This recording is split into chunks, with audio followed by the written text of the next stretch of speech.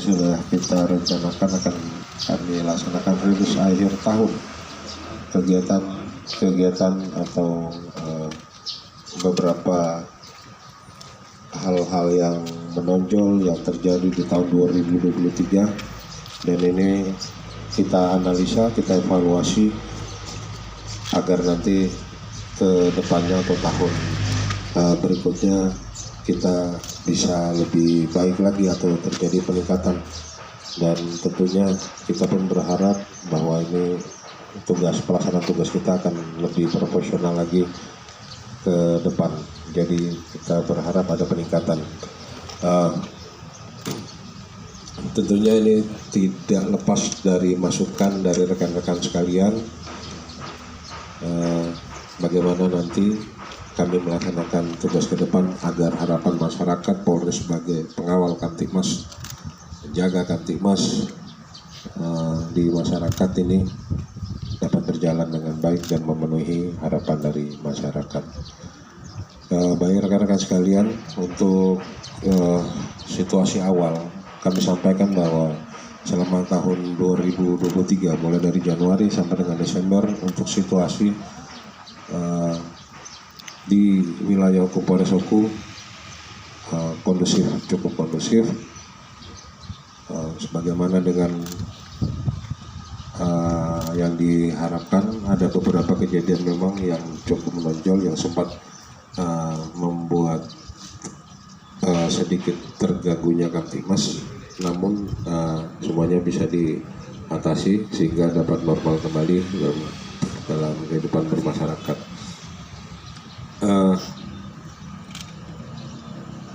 Kami sampaikan juga bahwa selama tahun 2023 ini untuk tindak pidana ataupun penanganan kasus di bidang reskrim, di bidang penyidikan atau penegakan hukum, pelaksanaan tugas dari Polres di bidang penegakan hukum, bahwa untuk tahun 2023 itu terdapat 343 perkara yang dilaporkan, ya. Dibanding dengan tahun 2022 itu ada 287 perkara yang dilaporkan. Nah, untuk tahun ini terjadi peningkatan 56 kasus, yaitu sejumlah 343 totalnya. Kemudian untuk penyelesaiannya sendiri di tahun 2022 itu ada 229 kasus yang sudah selesai. Untuk di tahun 2023 ini 252 yang sudah selesai. Sisanya ini masih dalam proses lidik-sidik, ya. Untuk persentase sendiri, persentase penyelesaian tindak pidana itu di tahun 2023 ini sebanyak 73,46%, ya, untuk persentase penyelesaian tindak pidana. Ada beberapa yang menonjol di tahun 2023 ini. Untuk perkara-perkara yang menonjol itu masih didominasi dengan curat, ya. Ada 126 perkara.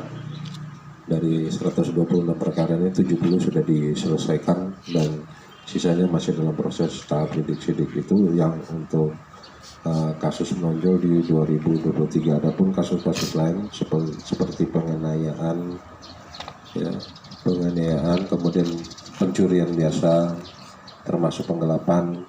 Nah, itu kasus-kasus yang cukup banyak juga terjadi. Kemudian untuk di 2023, ya, sebagaimana yang kita tahu bersama dan banyak disampaikan juga oleh rekan-rekan dari media, ada beberapa kejadian menonjol, ya. Yang pertama itu kasus arisan bodong, ya.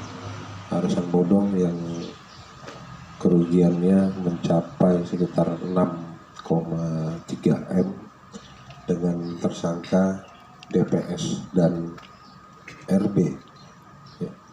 Ini sama-sama kita ketahui sempat viral, korbannya banyak, lebih dari 100 orang korbannya. Untuk perkara perkaranya sendiri sudah selesai dan sudah dilimpahkan di kejaksaan dan dalam proses pengadilan.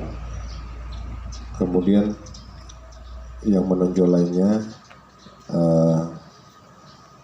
kasus pembunuhan ya, di dalam keluarga yang terjadi di Kecamatan Batu Raja Barat, nah, di mana korban sekaligus mungkin tersangka itu masih dalam satu rumah atau dalam satu keluarga, mantan suami, kemudian mertua dan perempuan sendiri ya. Untuk saat ini mantan suami dan orang tuanya laki-laki itu sudah meninggal dunia, sementara untuk yang perempuan yang salah satu sebagai korban dan kemungkinan besar juga sebagai pelaku masih dalam keadaan koma. Jadi kasus ini masih di dalam penanganan pihak Polri karena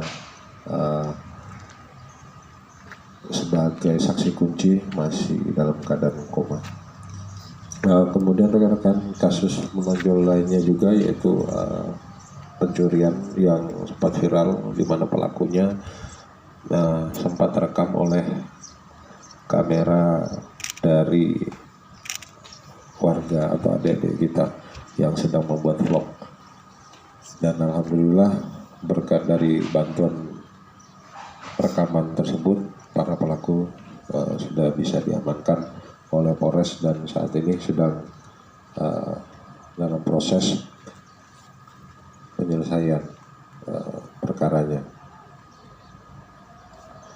Kemudian kasus menonjol yang lainnya yaitu pengungkapan refinery BBM ilegal yang terjadi di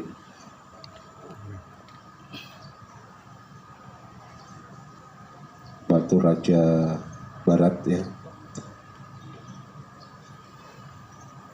Terjadi di Batu Raja Barat. Kemarin kita mengamankan pelaku, barang bukti, dan untuk saat ini proses perkaranya telah selesai dan sudah dilimpahkan terkait dengan refinery atau pengolahan BBM ilegal. Kemudian untuk laka lantas di bidang lalu lintas ini ada laka lantas juga yang menonjol yang terjadi di Lubuk Batang dengan korban 3 orang meninggal dunia di TKP. Itu juga kasusnya sudah selesai dan sudah dilimpahkan ke kejaksaan.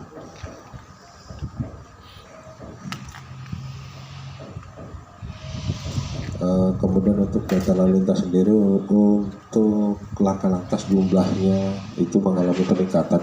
Di tahun 2022 41 laka lantas, di tahun 2003 ini terjadi 51 laka lantas ya.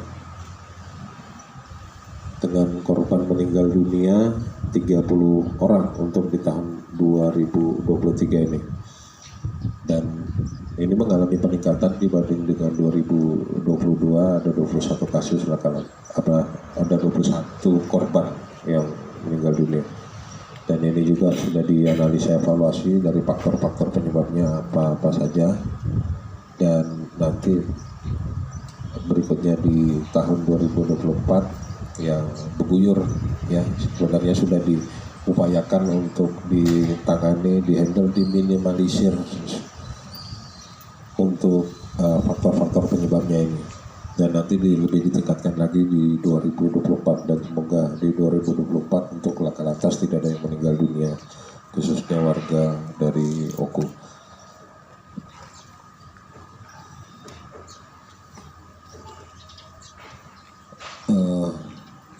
Saya sampaikan juga kepada rekan-rekan untuk perkara atau fenomena sosial yang menonjol yang terjadi dan itu sudah kita tangani bersama. Salah satunya yang sempat viral kasus bunuh diri akibat pinjol yang katanya korbannya dari Batu Raja. Nah, itu sudah kita selidiki, dan untuk korban bunuh diri yang terjadi di Batu Raja ini atau di wilayah Oku ini tidak ada yang diakibatkan oleh pinjol. Tempo hari sempat viral dan sempat menjadi pertanyaan warga, benar nggak itu warga Batu Raja atau memang orang Batu Raja di tempat lainnya. Untuk sementara kami bisa menjawab bahwa untuk di wilayah Batu Raja kasus meninggal dunia karena bunuh diri tidak ada yang diakibatkan oleh pinjaman online. Kemudian rekan-rekan selanjutnya yang sudah selesai juga kita tangani masalah kemacetan yang sering terjadi, yang kerap terjadi di jalur Meo sampai dengan Batu Raja di awal tahun atau di tahun kemarin dan di awal tahun itu kerap terjadi kemacetan yang diakibatkan oleh kendaraan yang patah as maupun kendaraan yang terguling atau pecah ban. Dan sudah dianalisa evaluasi, salah satu faktor penyebabnya adalah kelebihan muatan. Oleh karena itu dari Polres dengan jajaran Satlantas melalui Satlantas sudah melakukan penertiban terhadap kendaraan-kendaraan yang overload muatannya. Ya. Yang kendaraan yang overload muatannya sudah dilakukan tindak tegas sehingga saat ini untuk kendaraan tidak lagi berlebihan tonasenya sehingga tidak ditemukan lagi ada macet yang diakibatkan oleh patah as atau pecah ban. Dan untuk jalur Meo sejak bulan 5 sudah tidak terjadi macet lagi, namun masih terjadi perlambatan atau penghambatan laju kendaraan akibat dari kendaraan-kendaraan truk yang melintas di jalur tersebut. Dan juga untuk jam boleh melintasnya juga sudah ditertibkan, yang mana kendaraan-kendaraan tersebut jam 9 malam baru boleh melintasi Kota Batu Raja. Tentunya demikian kita mengharapkan bahwa dengan penertiban tersebut akan mengurangi kemacetan dan juga laka lantas untuk di wilayah hukum Polres Oku.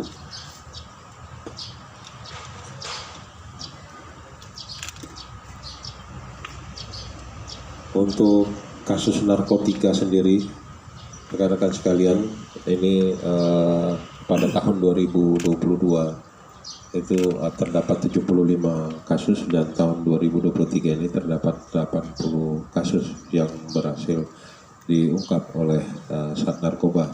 Ini mengalami peningkatan, namun ini juga masih kami evaluasi. Peningkatan ini terjadi apakah karena narkoba makin banyak atau karena kinerja kita yang semakin meningkat, ya. Karena hampir setiap hari Sat Narkoba melaksanakan operasi-operasi dan tiap minggu pasti ada penangkapan dari Sat Narkoba. Nah, apakah ini dikarenakan karena marak atau karena memang peningkatan dari kinerja dari personel kami? Dan tentunya kita berharap terkait dengan narkoba ini tidak ada lagi penyalahgunaan atau tidak ada peredaran narkoba di wilayah Kabupaten Oku khususnya, ya. Dan ini tentunya kita meminta kerjasama dengan masyarakat semuanya untuk memberikan informasi pada kami terkait dengan pelanggaran narkoba ini. Adapun barang bukti yang sudah diamankan ini untuk sabu-sabu itu 359,97 gram, untuk ekstasi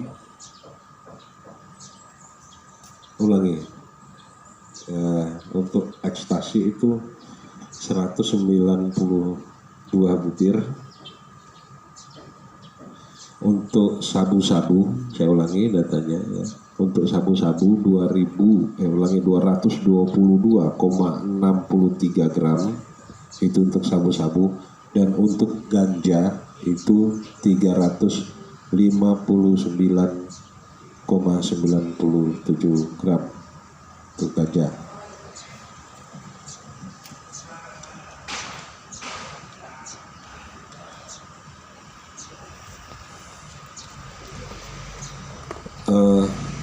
Saya kira itu untuk